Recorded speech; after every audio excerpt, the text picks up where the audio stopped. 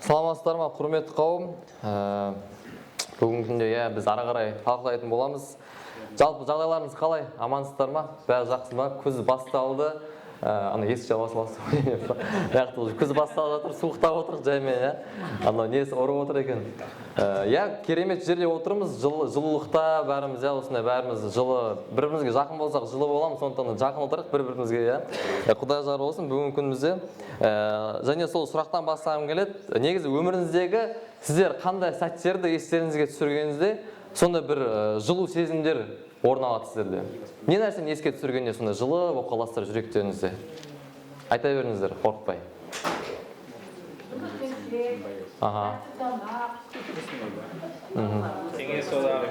Кеңес одағы кезінде дейді, аха. Тағы да не нәрсені есіңізге түсіргенде? Балалық шақ дейді. Жалпы біз өмірімізде белгілі бір жылы сәттер болған кезде еске түсіру арқылы біз күшті сондай сезімдерге ие боламыз. Мүмкін біздің баламыз туылған кезде, балаларымыздың бірінші сөздерін айта бастаған кезде, немесе үйленген кезде, жастар, немесе одан басқа, немесе немерелеріміз, балаларымыз тәубе келген кезде, оның өзі де үлкен бақыт. Және бізде де бүгінгі күнде біз бірінші еске түсіруден бастаймыз. Кеше Ануарға айтып кетті, кеше мен жазып берген болатын. Бірақ еске түсірумен ғана шектеліп қалмайды бүгінгі күнде. Жалпы бірінші осыдан 1,5 ай бұрын мен Хаққайдың бірінші тарауын сіздермен бірге өткен болатынмын. Және қазір екінші тарау туралы мен уағыздаймын. Бірақ екінші тарауға өтпей тұрып, біз есімізге түсіріп алсақ жақсы болатын еді. Бағана айтып отырық қой, жақсы сезімдерге ие болып отырық деген, сонда күшті сезімдерге ие болып, соны есімізге түсіріп өтсек. Кімнің есіне жалпы бірінші тарауда Құдай не туралы айтады? Осыны алдында мен не туралы уағыздадым? Кім есінде бар? Немесе кім оқыды үйде, Хаққайдың бірінші тарауын? Агей орысшасында. Ол жерде біз алдында өткен болатымыз. Жалпы Израиль халқы Парс патшалығында болған кезде Құдай оның жүрегіне, Парс патшасының жүрегіне Израиль халқын өзінің жеріне жіберуін салады. Ол жай ғана жібере салу емес, абылайға жақын отыр. Негізінде Құдай сол жүрегіне салады, Парс патшасының жүрегіне, сен менің халқымды жібер. Бірақ жай ғана үйіне барып, үйлеріне барып отыру емес, белгілі бір миссиямен, белгілі бір мақсатпен жібереді Израиль халқын. Негізінде осы Хаққай кітабы, Закария кітабы және Изра кітабы олар бір-бірімен өте байланысты, және ол жерде осындай бір оқиға сипатталады. Сөйтіп Құдай қандай миссиямен жібереді? Ол киелі үйді қайта соғу. Яғни бірінші киелі үйді Сүлейменнің соққан бірінші киелі үйін талқандап тастайды, және соны киелі үйді қайттан соғуға, қайттан соны құрылысы жалғастыруға олар үйлеріне жіберуі тиіс еді. Бірақ олар Парс патшасы жай ғана жібере салған жоқ, сол киелі үйді қайтадан соғуға көмектесетін бүкіл факторларды, бүкіл жағдайын жасап береді. Бірінші киелі үйден қалған алтын заттарын, қалып қалған заттарын қайтарып береді, қасындағы түрілген халықтарға жарлық шығарады. Бұл халыққа тиіспеңдер, бұл халық өзінің киелі үйін қайта соғу керек деген. Және киелі үй көне өсиетте ол израильдіктер үшін өте маңызды нәрсе болатын, ол Құдайға табынатын жер. Былайша айтқанда, центр жизни израильского народа, центр поклонения и идентичности народа. Яғни киелі үйге олар келеді, құрбандық шалады, Құдайға белгілі бір өтініштерін жібереді. Құдайдың жердегі тұрағы деп жазылады, ол көне өсиетте. Құдайдың присутствиясы, Құдайдың осы Израиль халқымен болуы ол киелі үй арқылы сипатталады. Сондықтан бұл өте ерекше маңызды болды, сол киелі үйді қайта соғуға өте ерекше маңызды болды Израиль халқына да. Бұл Құдайдың жоспарында еді. Сөйтіп, израильдіктер сол құлдықтан қайтып келген кезде олар основаниясын соғып бастайды. Бірақ основаниясын соғып бастағаннан кейін ол құрылыс тоқтап қалады. Қанша жылға? Ол 16 жылға тоқталып қалады. 16 жыл бойы құрылыс бітпейді, ол басталмайды. И дәл осы сәтте Құдай Хаққай пайғамбарды жіберіп, оларды бірінші тарауында ол әшкерлейді. Қалай ол әшкерлейді? Ол сылтауратпай Құдайдың ісін бірінші орынға қоюларын сұрайды. Ал олар қалай сылтауратады? Олар айтатын, сол кезде біздің уақытымыз жоқ әлі. Әлі киелі үйді соғуға уақыты әлі келген жоқ деп, олар сылтаурата бастайды. И соны көрген Құдай, соны көрген Хаққай, оларға айтады, сылтауратпай Құдайдың ісін бірінші орынға қою. Біз бірінші тараудан осы принципті алдық. Құдайдың аспан патшалығын бірінші орынға қою. Ары қарай ол әшкерелегеннен кейін ол сол Құдайға мойынсұнбағанның салдарын айтады. Қандай салдар, иә? Ол Құдайдың қарғысы. Құдайдың қарғысы олардың өмірлерінде үлкен, сонда финансовый упадок қалып келеді. Сонда үлкен қарғыстар қалып келеді. Жаңбыр жаумайды, егін олар көп ексе де олар көп егінді ала алмайды. Оларда мүмкін основной тамақтары жоқ, иә? Олар көп жұмыс істейді, бірақ аз ақша алады. Бұның бәрі не нәрсені білдіреді? Бұл жаратқан ненің батасы жоқ олардың өмірлерінде. Құдайдың жарылқауы жоқ. Ең соңында біз көреміз халықтың және көшбасшылардың мойынсұнғандарын, олардың өз күнәларын мойындап Құдайға бет бұруларын. И сол кезде де Құдай өзінің тарапынан қадам жасайды. Ол қандай, иә? Ол уәде береді. Сендер ары қарай да осы соғып бастаған кезде мен сендердің араларында боламын. Құдайдың осы уәдесі бар. Осылай бірінші тарауға біз кішігірім өтіп кеткен болатынбыз. Және бүгінгі таңда Құдайдың халыққа жіберген екінші сөзін біз талқылайтын боламыз. Ол екінші тарау 1 және 9 аяттарда. Бірақ бұл мәтінге келмей тұрып, мен осыны бір олар қандай уақытта болды, соны естеріңізге түсіргім келіп отырады. Бірінші аяттардан біз көреміз, қай жылы, қай не, негізінде Хаққай кітабында жақсы осындай бүкіл даталарымен жақсы жазған, иә. И біз сол даталарға сүйене отырып, екінші хабары, ол бірінші хабарынан кейін шамамен 50 күннен кейін айтқан. 7 аптадан кейін. Бұл қандай уақыт еді Израиль халқы үшін? Бұл кезде олар Күркелер мейрамын тойлап отқан уақыт еді. Күркелер мейрамы ол қандай және мағынасы не Израиль халқы үшін? Бізге осыны бірінші түсініп алу керек. Маңызы не үшін? Себебі бізге сол уақытқа оралу керек. Бізге осы Хаққай қандай уақыт аралығында, қандай уақытта Израиль халқын айтып жатыр, бізге соны түсіну керек. Күркелер мейрамы дегеніміз ол еске түсіру. Қалай Құдай алып жүрді шөл далада болғанда. Шөл далада болғанда олар шатырларда тұратын. Сол үшін кей жерлерде, кей кітапта ол шатырлар мейрамы, немесе киелі шатырлар мейрамы деп те жазылады. Орысшасында ол праздник кущей. То есть кущей деген ол шатырлар. Олар шөл далада болғанда, Египеттен шыққаннан кейін 40 жыл бойы олар уәделі жерге дейін шөл далада болады. Сол шөл далада болған кезде олар шатырларда тұратын. Сол үшін осындай мағына осыдан шыққанда 42-43 аяттарда осылай Құдай оларға айтып кетеді, қалай олар тойлау керек екен. Асылса, Левиттер 23 тарау 42-43. 7 күн бойы бұтақшадан жасалған күркелерде тұрыңдар. Израильдік болып туған әркім осыны істеуге тиіс. Сонда сендердің келер ұрпақтарында менің Израиль халқын Мысырдан бастап алып шыққанда оларды күркелерде тұрғызғанымды білетін болады. Мен сендердің құдайларын жаратқан иемін. Сол енді біз примерно түсіндік, қандай мейрам болып жатыр, қандай олар не істеп жатыр. Осы мейрам болып жатқан кезде ең соңғы күнінде Хаққай келіп осы хабарды жариялайды. Біз қазір оқимыз. Осы уақытта Құдай олардың Құдай алдына келіп үйді соғылудың, яғни дұрыс қызмет етудің 3 жолын айтады. Және бүгінгі мен уағызымда тақырыбы сол, мен уағызым тақырыбы ол дұрыс қызмет етудің 3 жолы. Оны біз Хаққай кітабына бүгін негіздейміз. Ең бірінші пункт ол өткен шақты қазіргімен салыстырмау. Өткен шақты қазіргімен салыстырмау. Екіншісі, кедергілерге қарамай батылдықпен және кел рухпен қызмет ету. Ол 2, 4, 5 аяттарда. Және соңғы пункт ол болашаққа қарап қызмет ету. Хорошо. Оны бірінші пунктқа өтейік. Ең бірінші пунктта ол қалай ашады, қалай ол жеткізеді халыққа. Өткен шақты қазіргімен салыстырмау пунктінде мен 1 мен 3 аяттарға негіздедім. Онда қазір бәріміз кітаптар болса немесе экранға назар аударайық. 1 мен 3 аяттарда ол қалай осыны жеткізеді халыққа. 7 айдың 21 күні жаратқан не халыққа Хаққай пайғамбар арқылы сөзін арнап былай деді. Яхуданың әкімі Салатиэль ұлы Зоробабелге, бас діни қызметкер Йехосадық ұлы Иешуаға және халықтың тірі қалған басқаларына енді мынаны айт. Осы киелі үйді оның бұрынғы салтанатында көргендерден араларында кім қалды? Ал қазір көріп тұрғандарын қандай? Бұрынғыға қарағанда ол сендерге түк еместе болып көрінбей ме? Олар екінші киелі үйді қайта соға бастап жатыр. Бірінші киелі үйді көрген адамдар, яғни бұрынғы ұрпақ Сүлеймен соққан киелі үйін көргендер, олар жылады. Олар қайғыланды. Не үшін?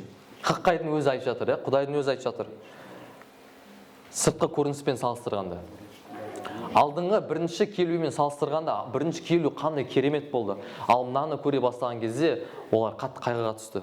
Не үшін біреулер қуануда, басқалар қайғыда, басқалар салыстыруда? Себебі жаңа ұрпақ оны көрмеген. Себебі жаңа ұрпақтың көбісі олар сол құлдықта болған кезде туылған. Бұның өзі олар үшін сондай күшті, әдем болып көрініп отырды. Бұл киелінің өзі оларға сондай керемет болып көрініп отыр. Ал үлкен ұрпақта оларда альтернатива бар. Үлкен ұрпақта салыстыратын бір нәрсе бар. И тағы бұл жерде сондай бір ирония беретіні бұл жерге ол Хаққайдың таңдаған уақыты, Құдайдың таңдаған уақыты жіберген. Себебі бірінші киелі үйді соққан кезде де, ол кезде де күркелер мейрамы кезінде олар Сүлеймен освящать етеді. И Хаққай осы екінші киелі үйді соғатқан кезде де күркелер мейрамында айтып жатады. Мүмкін олар шынымен де естеріне түсіп салыстырған шығар. И қиын уақыт. Мүмкін олар керемет сәттерді естеріне алған шығар сол кезде. Израильдіктер. Есінде ма? Бұрынғы киелі қандай күшті, сырты қанша алтындармен, нелермен қапталған, қанша мыңдаған, тонналап, қандай күшті еді бұрынғы киелі үй. Бұрынғы біздің адамдарымызда жетпейтін еді құрылысшылар. Біз басқа елдерден құрылысшыларды алып келетін едік. Сонда оның атақ даңқы қандай үлкен еді. Қанша материалдар біздің елімізде табылмады. Біз басқа елдермен осында алып келетін едік қой, есінде ма деп, сонда мүмкін сөздер болған шығар. Олар қатты қайғыға түскен болатын. Салыстырды себебі. Құдайдың ісін сол кездегі және қазіргі кездегі ісін салыстыруда. Жалпы күңкілдеу ропот, израильдіктердің шалынай беретін күнәсі еді. Сонда бір салыстырулар, сонда бір күңкілдеу атмосферасы болып жатты сол кезде. Египеттен шыққан кезде де, біз білеміз, Мысырдан шыққан кезде олар не деп айтты, Мұсаға? Ана жер күштірек еді. Ана жерде бізге жақсырақ еді. Олар арттарына қарай берді. Не үшін сен бізді осы жерден алып шықтың деп, олар Мұсаға осылай күңкілдейді. Сол жердегі қызметшілерге күңкілдейді. Ой, не үшін алып шықтың, бізде Мысырда күштірек еді деп. И Хаққай осы проблеманы айтып жатыр. Бұл сұрақ қойылған жай сұрақ емес. Түк емес, бұл көрмей ме деген, Құдай бұл жерде олардың артқа қарамауларын сұрап жатыр. Салыстырмауларын айтып жатыр осы сұрақ арқылы. Исаның сөзі бар осы жайлы. Бір жас жігіт келеді, естеріңізде ма? Мен сен соңынан ергім келеді.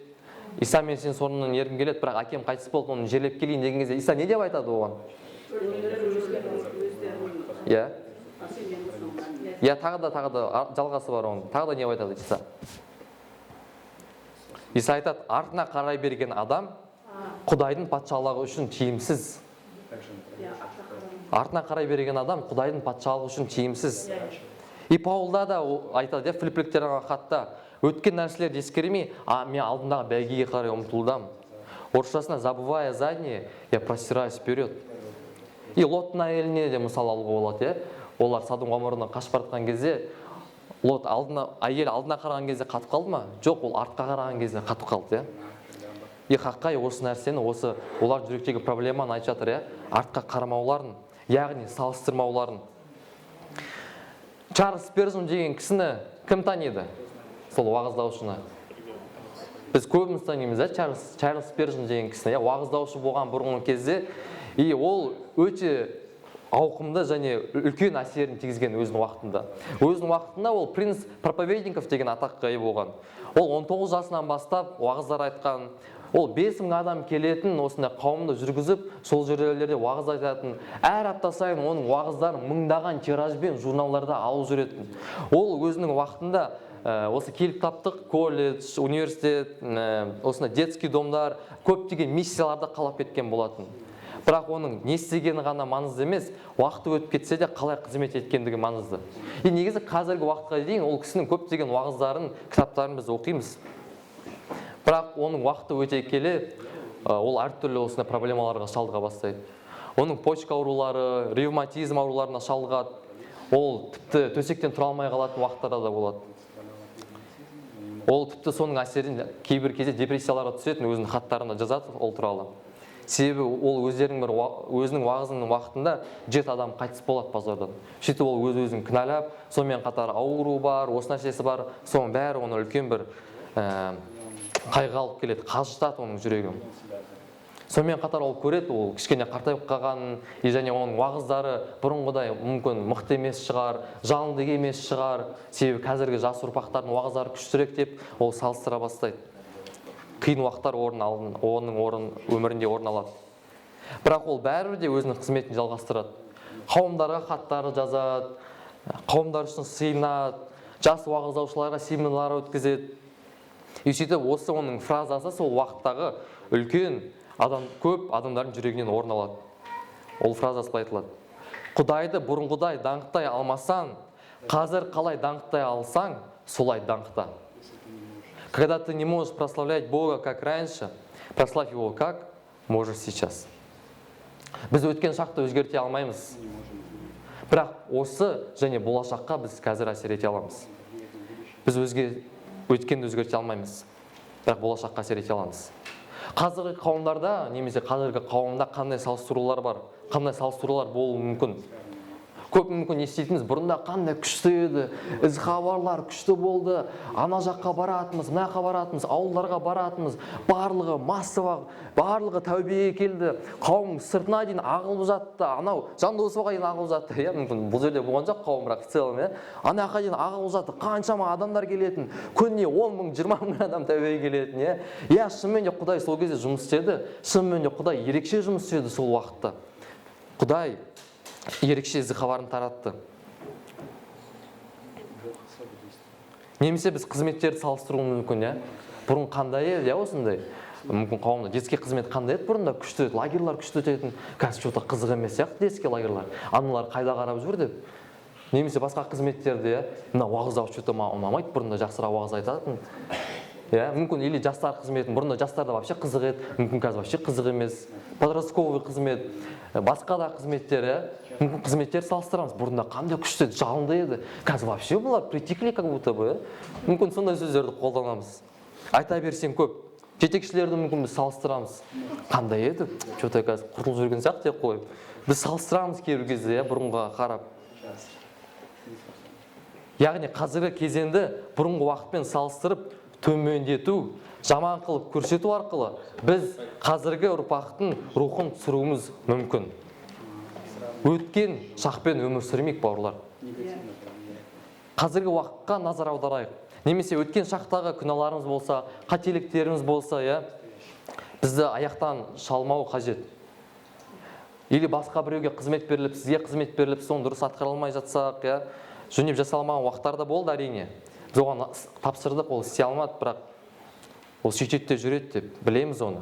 Қателіктер жіберген шығар. Бірақ маңыздысы қалай қазір, дәл қазіргі уақытта Құдай сол кісі арқылы өз жоспарын іске асыруда. Өткен шақпен өмір сүрмейік. Бізді артқа тартатын кезеңдерді сол жерде пакетке салып қалдырып кетейік. Және қазіргі уақыттағы қызметтерді қауымның жағдайын салыстырмайық. Себебі сол арқылы біз Құдайдың жұмысын төмендетеміз. Сол арқылы біз Құдайдың қазіргі уақытта қалай ол өз жоспарын іске асырады адамдар арқылы, соны біз құнсыздандырамыз. Аумин. Бірінші пункт сол. Енді екінші пунктқа өтетін болсақ, біріншісі ол аталады, өткен шақты қазіргімен салыстырмау. Екіншісіне өтетін болсақ, ол кедергілерге қарамай батылдықпен және кел рухпен қызмет ету. Мәліметінге назар аударатын болсақ, ол 4 және 5 аяттарда. Дегенмен енді нығайып батыл бол, уа Зоробабел дейді жаратқан ие.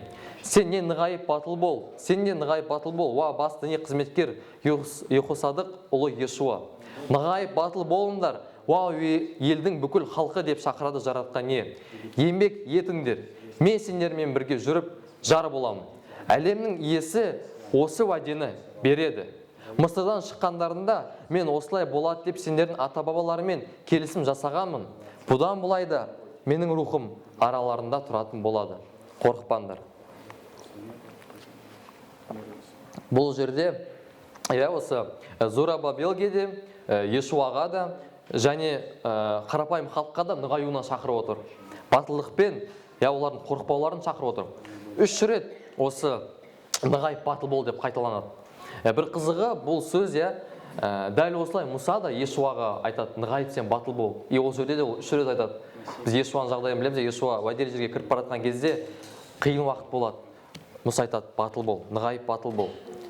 Дәуіт айтады Сүлейменге осы сөздерді қолданады, осы сөз тіркестерін. Сүлеймен келе үйді соғатын алдында нығайып батыл бол.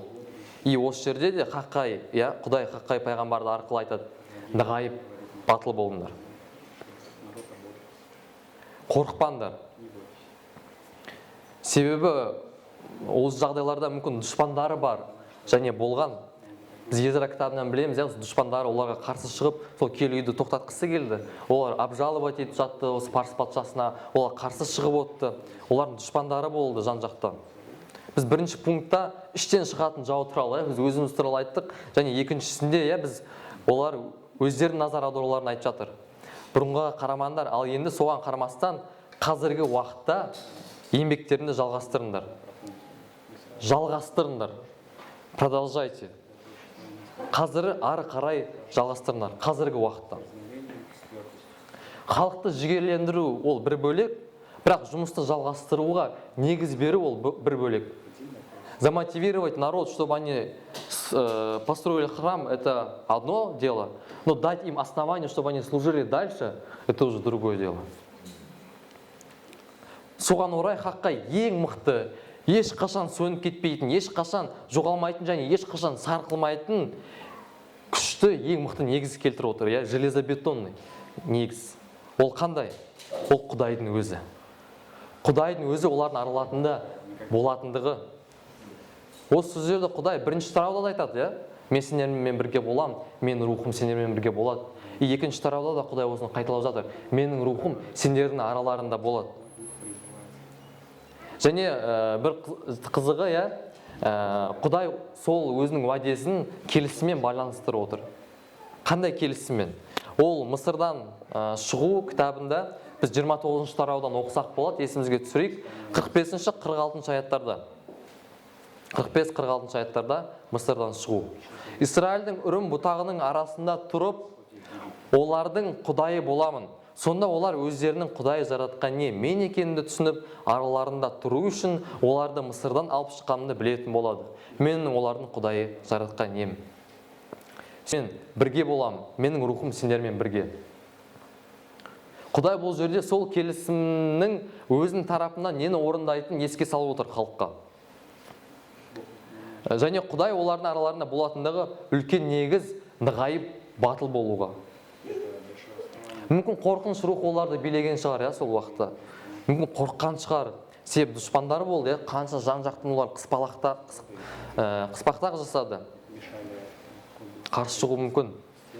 Бірақ қорқыныш рухы емес, қайта Құдай рухының батылдығына, толуларына жігерлендіріп жатыр. Себебі құрылысты жалғастыру қажет, қызметті жалғастыру керек, ары қарай сол келі үйді бітіру керек. Мысырдан алып шығып күндіз бұлтта, түнде отта израильдіктерді алып жүрген Құдай рухы сол кезде де олар келі үйді жалғастыруға күш қуатын береді, көмектеседі. Және Құдай ол жол бермейді өзінің ісінің аяқталмауына. Құдай өз сөзіне беріктігін айтып жатыр. Және қорықпа деген сөз ол бұйрықты формада. Хочешь, не хочешь деген әңгіме емес, ол жерде. Хочешь, қорықпа, не хочешь, қорықпа емес, қорықпа болды. Бұйрықты формада. Мен сенімен біргемін. Мен осы енді тәубе етіп қауымға келе бастаған уақытында, сонда бір қиын уақыттар болып жатады, қиын кездер болып жатады, финанс жағынан, не жағынан, андай қауымға бару өзі қиын болды, финанс жағынан келе алмаймын. Соңғы тиынды жинап әйтеуір келем. Сөйтіп қауымға қатысам, Құдайды мақтап, уағыздар тыңдаймыз, бәрі бітеді. И сөйтіп бір кісі келеді қасыма. Сөйлесіп тұрамыз, сол кісі айтады, болады, қалайсың? Жақсы, бәрі жақсы. Қызметтерің қалай? Жақсы, Құдайға шүкір. Жүрегің қалай? Болады деп. И сөйтіп ана кісі сезді ма, білмеймін, былай тұрады да, қалтама 3000 теңге қыстырып жібереді. Есіне жоқ, 3000 теңге ма, 1000 теңге ма, 5000 теңге ма, әйтеуір бір қағаз ақша қыстырып жібереді. И сонымен сол кезде өте қаттанды. Қуанышты болдым да, өте қаттанды бір. Ана бір 3000 теңге, 3000 емес, бір $300,000 сияқты көрінді мен үшін. И тіпті ақшада емес, мәселе. Бұл жерде мәселе осы Құдай сол кісі арқылы мені қамқорлық жасаған.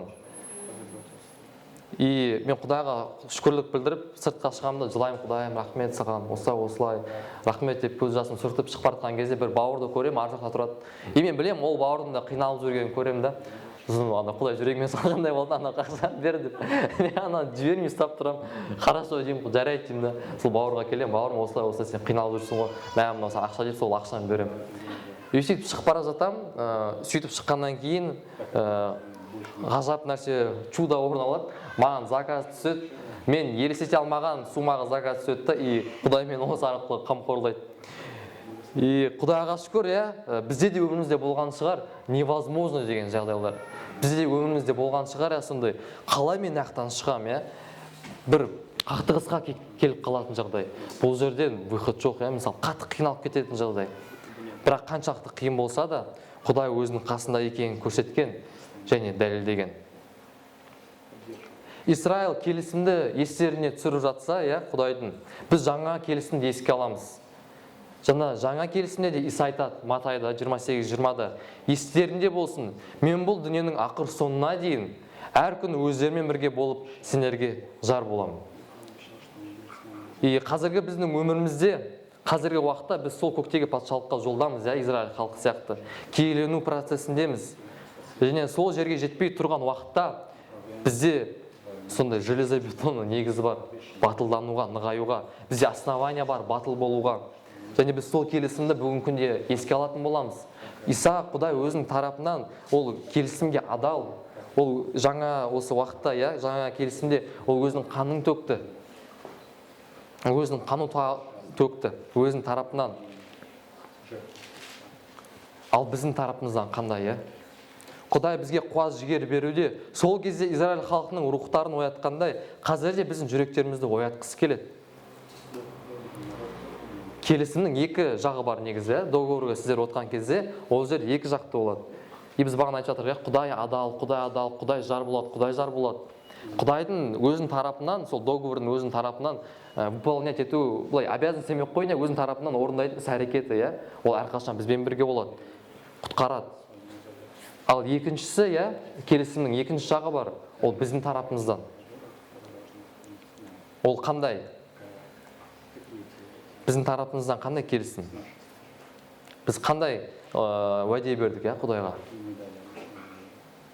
Біздің тарапымыздан ол өміріміздің соңына дейін таза ар-жудамен өмір сүріп, адал болып, Құдайдың даңқына қызмет ету. Қаншалықты біз сол келісімге қазір уақытта адалмыз?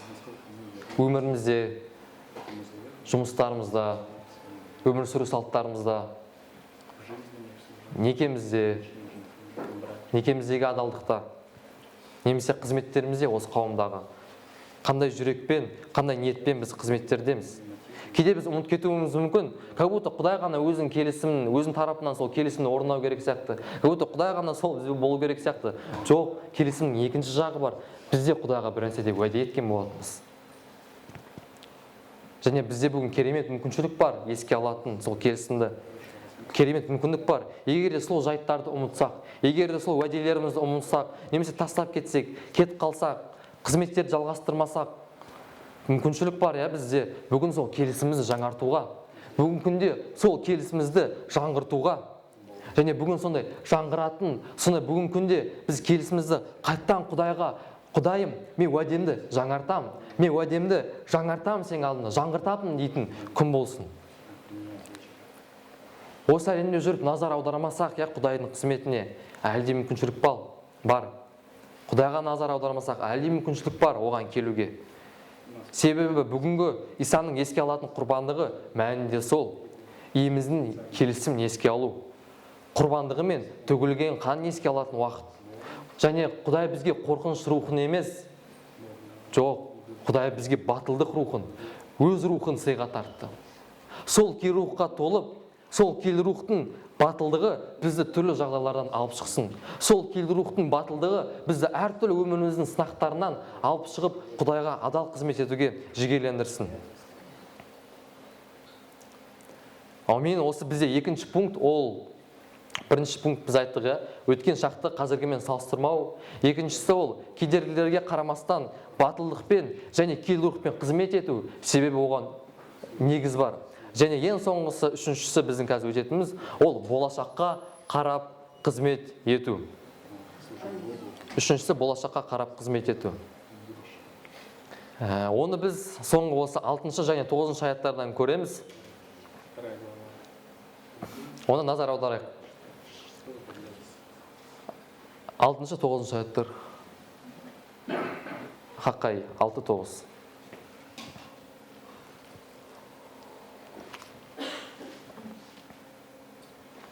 Әлемнің иесі мынаны да айтады.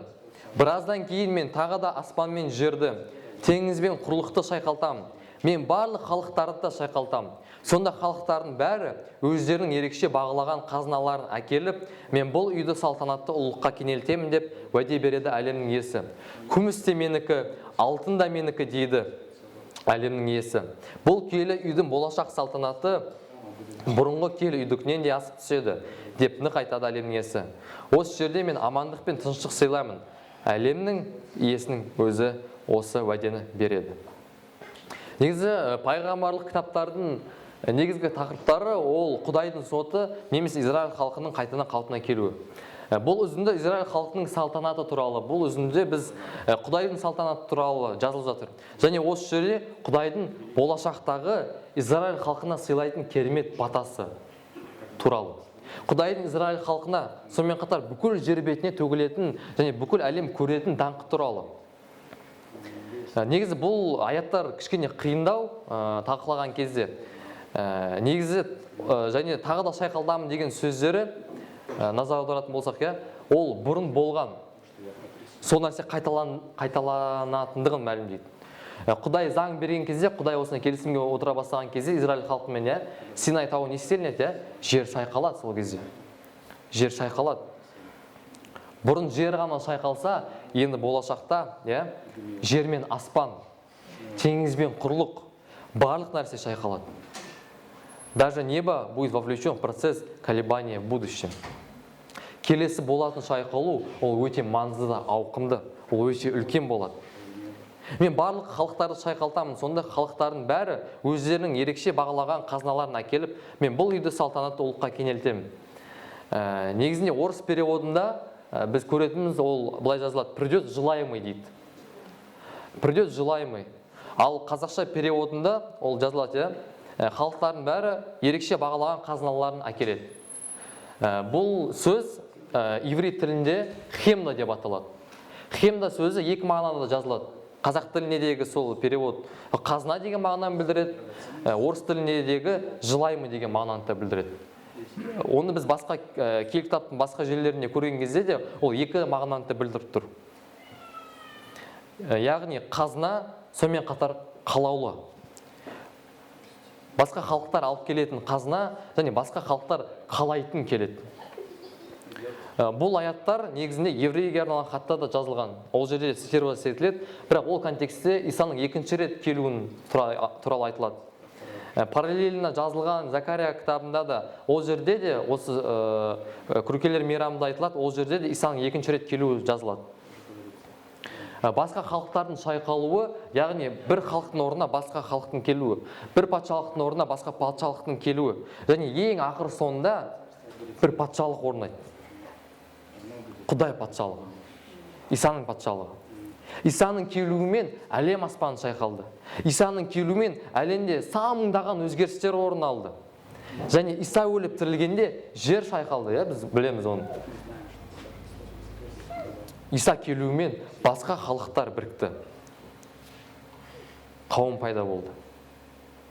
Салтанатты ұлық сөзі слава, орысшасында. Бұл сөз сыртқы көріністі мәлімдейтін Израиль халқына. Сонда сыртқы көріністі, ғаламат объемдар, әдемілікті, көркемділікті, сонда әсемділікті бейнелейтін. Бірақ Құдай рухани мағынада осы сөзді қолдануда. Ол басқа категорияда. Бұл пайғамбарлық сөз мессианский ключта талқыланады. Құдай өзінің салтанатын Иса Мәсіхте ашады. Жохан жазған хабар 1-ші тарау 14-ші аятта сөз адамға айналып арамызда өмір сүрді. Сонда біз әкенің жалғыз рухани ұлының асқан ұлылығын көрдік. Ол рахымдылық пен шындыққа толы еді. Орысшасында мы видели славу его. Бірақ өзінің замандастарын хаққа сенім арқылы өмір сүруіне шақырып жатыр. Олар көздеріне елестете алмайды, қандай салтанат, қандай аттақ даңқ болатын, Израильге сол аттақ даңқ төгілетіні, бірақ олардан басқа нәрсе де күтілмейді. Қазіргі керек нәрсе оларға болашаққа қарап, осы уәделерге үміт артып өмір сүру. Құдай тек Исаның келетінін ғана емес, сонымен қатар тыныштық пен амандық сыйлайтынын айтып жатыр. Исаның келу арқылы жүрекке тыныштықтың қайнар көзі келді. Олар соққан алдындағы киелі үй, мысалы, олар осы соққан киелі үй, екіншісі, біріншіден мықтырақ болған жоқ, салтанаттырақ болған жоқ, атақ-даңқ көбірек болған жоқ. Осы Иродтың соққан киелі үйде сол жердегі, ол да күштірек болған жоқ, мықтырақ болған жоқ. Ол тіпті римдіктермен жойылып кетті. Бірақ бір күні киелі үй болады, және оны ешкім жоя алмайды. Оны ешкім осквернить ете алмайды, ала алмайды. Осыны білу арқылы халық бастаған істі аяқтау керек болады. Болашаққа қара оларға үміт, алдыға ғана мұнара тұр. Және сол мұнараның ең биігінде күзетші тұрады былай, күзетші қарап отырады. Және оның ең басты міндеті сол күзетшінің, ол патшаның келуін күту. Күзетші күніге сол жаққа шығады, көтеріледі, тар баспалдақтармен көтеріледі, ұзын үйше бүкіл күшін жұмсайды, ыңғайсыз күніге көтеріледі, қолына керіне алады, күтіп отырады алысқа қарап. Күндер өтеді, жылдар өтеді, уақыт өтеді, қаланың халқы өз тіршілігімен өмір сүріп жатыр, біреулер сауда жасап жатыр, біреулер соттасып жатыр, біреулер күліп жатыр, өмір жүріп жатыр.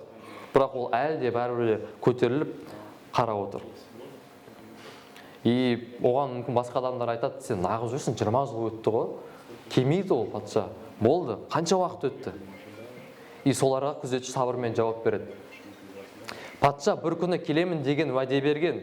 Қай күні, қай сағатта екенін білмеймін, бірақ ол келеді. Және ол келгенде мен ең бірінші патша келе жатыр деген хабар жеткіземін. Я хочу быть первым, кто крикнет: царь идет. Біз енді қауым болып, Исаның екінші келуін күтудеміз. Петрдің екінші хатында сол туралы жазылады. Петрдің екінші хаты 3 тарау 9 аятта. Кейбіреулер ол кешігіп қалмай қалды деп санағанмен, иеміз уәдесін орындауын кешіктірмейді. Керісінше, ол бізге төзімділік танытуда, ешкімнің тозаққа да түсуін емес, барлық адамдардың теріс жолдан қайтып, күнәларына өкініп, солардан арылуларын қалайды. Осы жерде жазылғандай, ол жақында оралады. Иса қайта келемін деген керемет уәдесін қалдырып кеткен. Ол кешікпейді. Біз кешігуіміз мүмкін, біз кешігеміз, бірақ Құдай кешікпейді. Құдай өз уәдесіне берік. Иса қайтып келеді. Егер біз осы ожиданиемен өмір сүретін болсақ, Иса қайтып келеді. Бағанағы сол не сияқты, күзетші сияқты. Қандай ожиданиемен біз өмір сүруіміз керекпіз? Біздің өміріміз не нәрсені көрсету керек? Израиль халқы Исаның бірінші келуін күтсе, біз екінші келуін күтудеміз. Егер Иса келетіміз білетін болсақ, өміріміз қандай болады? Иса бірінші келген кезде өзінің тәнін құрбандыққа берді.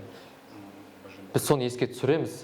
Иса өлу үшін келді, бірақ екінші рет келген кезде ол басқа ниетпен келеді. Оған сенбегендерді ол соттайды, өз қауымын ақтайды.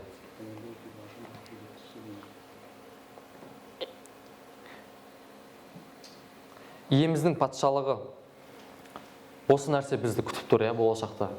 Құдайдың осы уәдесі, Құдай бізге беріп кеткен.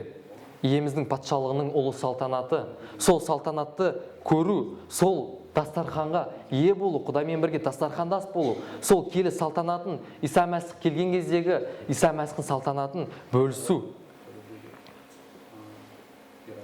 Қазіргі уақытта да қауымдар оның салтанатын бөлігін көре алады. Бағана біз айттық, слава — это присутствие Бога. Құдайдың рухы бар жерде, там есть Құдайдың даңқы. Біздің өмірімізде Құдайдың өмір сүру арқылы біз Құдайдың салтанатын көрсетеміз. Бір кісі сол туралы былай жазған: Құдайдың салтанаты қауымда ашылды. оның қауым ғимаратында емес, адам өмірлерінен көреміз. Қалай? Киелі рухтың адам өмірін өзгерту арқылы көрінеді. Болашақтағы болатын Құдай жарлықаулары мен баталарын есімізге түсіру арқылы қызмет ету. Және бұл бізге үлкен үміт береді. Бұл бізге үлкен жұбаныш береді. Қазіргі уақытта жить видением будущего. Қазіргі уақытта біз мүмкін көрмесек, сол результатын қазіргі уақыттарда білмесек, болашаққа қарау. Қазіргі уақытта сіздер қиналып жүрсеңіздер, сол уақыттарда, қазіргі уақытта сіздер қызметтеріңіз болмай жатса, болашаққа қарау. Себебі болашақта біз Құдайдың салтанатын бөлісетін боламыз. Аумин. Онда қорытындылай келе, дұрыс қызмет етудің 3 жолы, ең біріншісі ол өткен шақты қазіргімен салыстырмау. Өткен шақта болған мықты қызметтер болса, мықты кезеңдер болса, қазіргімен салыстырмау. Себебі әр уақытта Құдай түрлі жолдарды пайдаланады. Әр уақытта Құдай әртүрлі жұмыс істейді. Немесе қателіктер болса, алдыға қарай ұмтылу. Екіншісі, кедергілерге қарамай батылдықпен және киелі рухпен қызмет ету.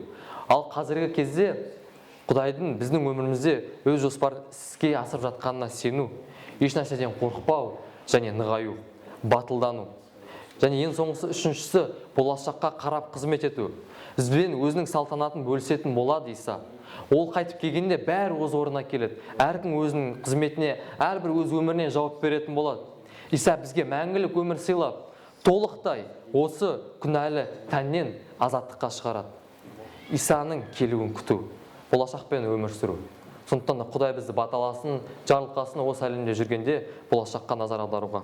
Аумин. Онда орнымыздан тұрайық. Мен бір сыйынумен аяқтасам.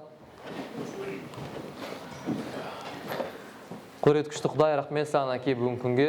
Осы уақытқа сен бізге сыйлап жатқан. Рахмет саған әке, сен әрқашанда сен бізбен бірге екеніне, сен өміріміздің соңына дейін бізбен бірге болғандығын әкетайым, сен біздің есімізге түсіріп жатқанына. Және рахмет саған әке, сол сен адал екеніне әке, және сен өзің тәнді бізге құрбан ету үшін осы әлемге келгеніне, біздің күнәларымызды өз мойнына алғанына әкең сол көмектесе көр. Бүгін күнде бізге осы өткенге қарамай қазіргімен өмір сүруге, осы болашаққа назар аударуға әкетайым, сол бізді алып жүре көр, қауымды баталай көр, қауымды жарылқай көр әке, сенің ұлылық салтанатында осы жерде өмір сүрген кезде бөлісуге көмектесе көр. Ием Иса Мәсіхтің атынан сұраймын. Аумин.